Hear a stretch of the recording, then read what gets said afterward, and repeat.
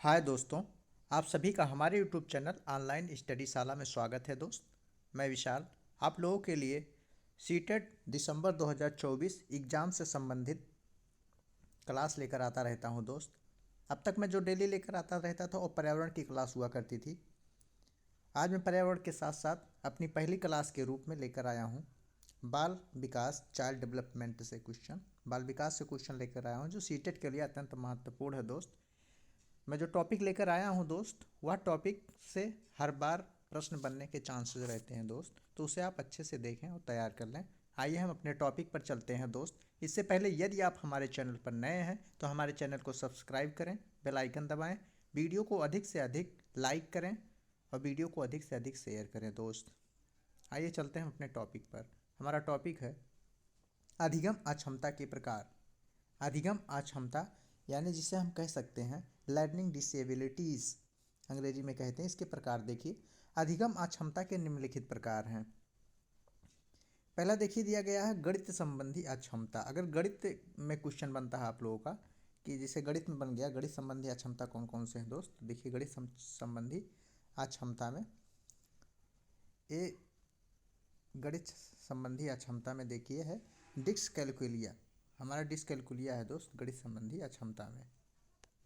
गणित संबंधी अक्षमता में देखिए डिस्कैलकुलिया है दोस्त। अगर आ जाए कि गणित में बच्चा को परेशानी हो रहा है किसी प्रकार का, तो उसमें जो आंसर होता है वो डिस्कैलकुलिया होता है। दूसरा हमारा होता मौखिक रूप से सीखने की अक्षमता। दो होते हैं, एक अफेज्जा होता है, एक डिसअफेज्जा होता है दोस्त। नेक्स्ट, अगला है मुख्य रूप से पढ़ने की अक्षमता। अगर पढ़ने की अक्षमता दे रहा है कि उसमें बोल रहा है बच्चे को पढ़ने में कठिनाई हो रहा है, तो भी दो प्रकार, दो ऑप्शन में से एक कोई रहेगा, एक डिसलेक्सिया तो रहेगा या तो एलेक्सिया रहेगा। इसी डिसलेक्सिया को एलेक्सिया भी बोल देते हैं। या पठन संबंधी अक्षमता या डिसेबिलिटीज है दोस्त। लेखन संबंधी में 5 है। एक आग्राफिया है, अप्रैक्सिया है, असिम्बोलिया है, डिस्ग्राफिया है एंड डिस्प्रैक्सिया है। ज़्यादातर इसमें इंपॉर्टेंस डिस्ग्राफिया है दोस्त। डिस्ग्राफिया ज़्यादा सीट में बनने के चांसेस रहते हैं और यहाँ पर डिसलेक्सिया है। नेक्स्ट, अगली हमारी टॉपिक है वंशानुक्रम संबंधी रोग। वंशानुक्रम से संबंधित रोग कौन कौन से हैं, तो दो प्रमुख रोग हैं दोस्त इससे संबंधित। पहला हमारा वर्णांधता है, दूसरा हीमोफीलिया है। ये दो रोग वर्णानुक्रम से संबंधित रोग हैं। नोट देखिए, वर्णांधता जो होता है वर्णांध व्यक्ति जो होता है लाल और हरा रंग में जो है दोस्त भेद नहीं कर पाता है। इसलिए यह कलाकार, डिजाइनर, सज्जाकार या रेल, जहाज, कार आदि का ड्राइवर नहीं बन सकता है। क्योंकि वर्णांध व्यक्ति है, लाल और हरा में रंग नहीं कर पाएगा, अंतर नहीं कर पाएगा दोस्त, तो ये कलाकार भी नहीं बन सकता है। ड्राइवर तो किसी कीमत पर नहीं बन सकता है, क्योंकि अगर उसे रेड लाइट और ग्रीन लाइट में अंतर नहीं रहेगा, तो मान लीजिए रेड लाइट जल रही है तो ग्रीन समझकर वो आगे बढ़ जाएगा, अंतर नहीं कर पाएगा, तो उसे दिक्कत होगी, इसलिए वो ड्राइवर नहीं बन सकता है। अगली टॉपिक है हमारी दोस्त, इसी में देखिए है दूसरी पॉइंट हीमोफीलिया के बारे में दिया गया है। हीमोफीलिया में चोट लगने पर, हीमोफीलिया में अगर चोट लग जाती है तो रक्त जो है बराबर बहता रहता है, लगातार बहता रहता है रक्त, इसलिए इसे रक्त स्त्रावण, स्त्रावण मतलब होता है बहना या रक्त का लगातार निकलना, श्रावण कहलाता है। तो इसलिए इसे रक्त स्त्रावण रोग भी कहते हैं। ये हीमोफीलिया का एक और नाम हो गया क्या, रक्त श्रावण रोग। हीमोफीलिया में रक्त का थक्का नहीं जमता है। सबसे बड़ी बात यही है कि हीमोफीलिया में रक्त कहीं कट गया, मान लीजिए ब्लड निकलने लगा, तो वह रक्त का थक्का जब तक नहीं बनेगा तब तक ब्लड बंद नहीं होगा, और ब्लड बंद नहीं होगा तो इसका एक और नाम पड़ गया क्या, ब्लड रक्त स्त्रावण रोग, यानी ब्लड सिक्रीशन। और थक्का नहीं बनेगा। यह रोग जो हो, सबसे पहले एक हेल्डन चिकित्सक थे, उन्होंने महारानी विक्टोरिया में इसकी पहचान की थी। किसकी, हीमोफीलिया की। एक क्वेश्चन बन सकता है कि सर्वप्रथम हीमोफीलिया की पहचान कहाँ पर की गई थी, तो महारानी विक्टोरिया में की गई थी। किसने किया था, हेल्डन नामक चिकित्सक ने किया था। और इसकी देखिए पहचान क्या है कि हीमोफीलिया में अगर चोट लग जाती है तो रक्त लगातार बहता रहता है, इसलिए इसे रक्त स्रावण रोग कहते हैं। इसमें थक्का जो है नहीं बन पाता, ब्लड क्लॉट नहीं हो पाता है। नेक्स्ट, हमारी अगली टॉपिक है दोस्त निःशुल्क एवं अनिवार्य बाल शिक्षा अधिनियम 2009।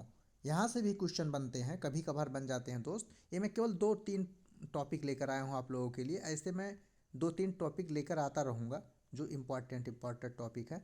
और जो अन्य क्लासेस में लाया था वह पर्यावरण से संबंधित थे दोस्त, उसमें मैंने जो है एनसीईआरटी कक्षा 3 से कक्षा 5 की वीडियो, मतलब 5 वीडियो को मैंने उसमें कवर किया है एनसीईआरटी को, जिसे आप लोग देख लीजिए। तो प्राइमरी में आपका जो है 6 से 7 प्लस प्रश्न जो है सही होने के चांसेस हो जाएंगे, और जूनियर में जो है 2 से 3 प्लस प्रश्न, ये 7 प्रश्न बोल रहा हूँ, इसमें 11-12 प्रश्न कभी कभी आ जाते हैं दोस्त, जो मैंने आपको 5 वीडियो में पढ़ाया है, 5 लेक्चर में पर्यावरण में संपूर्ण में पढ़ाया है। उसकी मैं प्रैक्टिस भी करवा रहा हूँ प्रीवियस ईयर की, और धीरे धीरे मैं अब जो है बाल विकास की भी जो है प्रैक्टिस इसी में ऐड कर लूँगा। कुछ क्वेश्चन बाल विकास के, कुछ मैथ के, और जितने भी पेपर हुए हैं प्रयास कोशिश करूँगा कि सभी में जितने भी क्वेश्चन आए हैं मेरे पढ़ाए हुए प्रीवियस ईयर में जितने भी आए हैं सबको मैं आप लोगों को करवा दूंगा, ताकि आपको कोई दिक्कत ना हो दोस्त।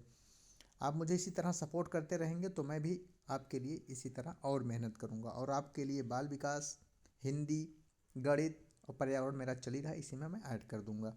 तो आइए देखते हैं निःशुल्क एवं अनिवार्य बाल शिक्षा अधिकार अधिनियम 2009।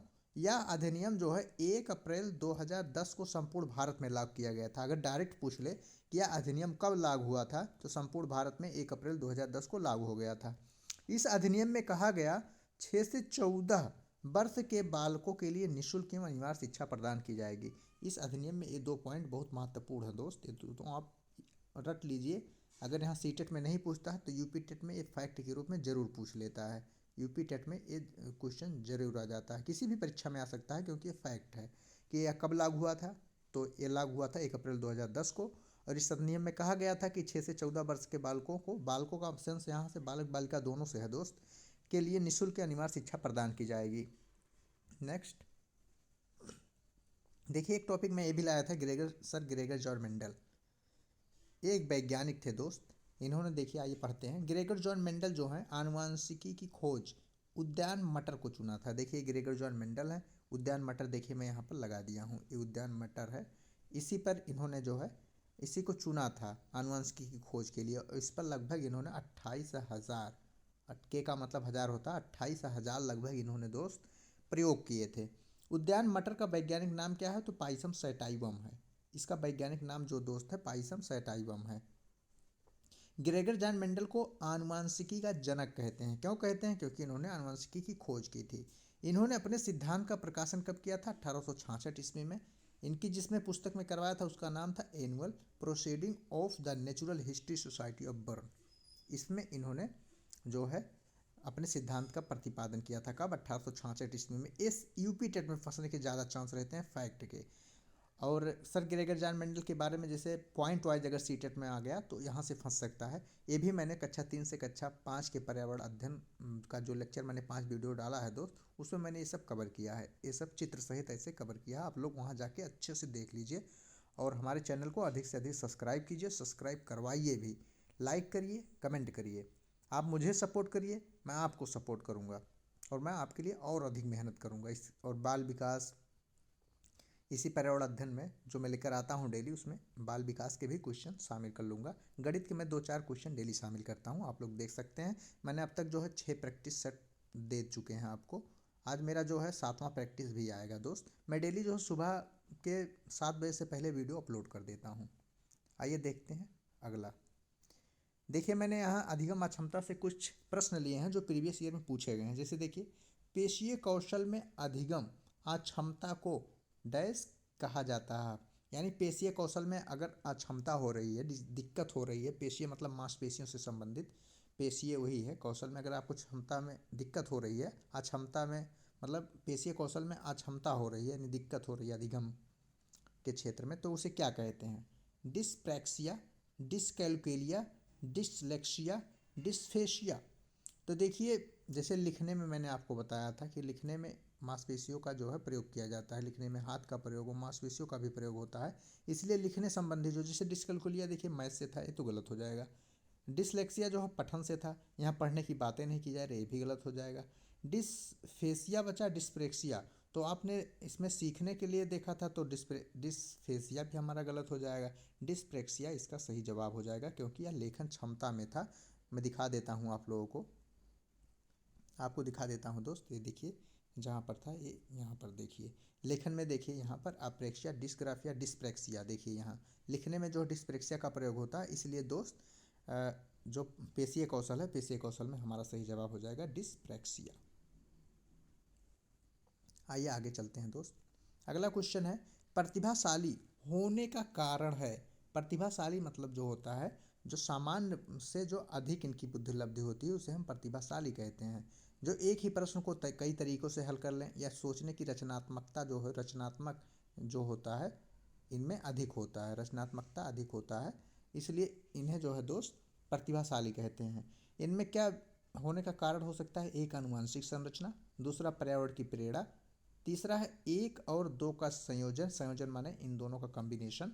और चौथा है मनोसामाजिक कारक। तो हमारा जो सही जवाब हो जाएगा ऑप्शन नंबर 3 सही हो जाएगा कि आनुवंशिक संरचना जो हमें जन्मजात प्राप्त होती है, इसे हम आनुवंशिकी कहते हैं।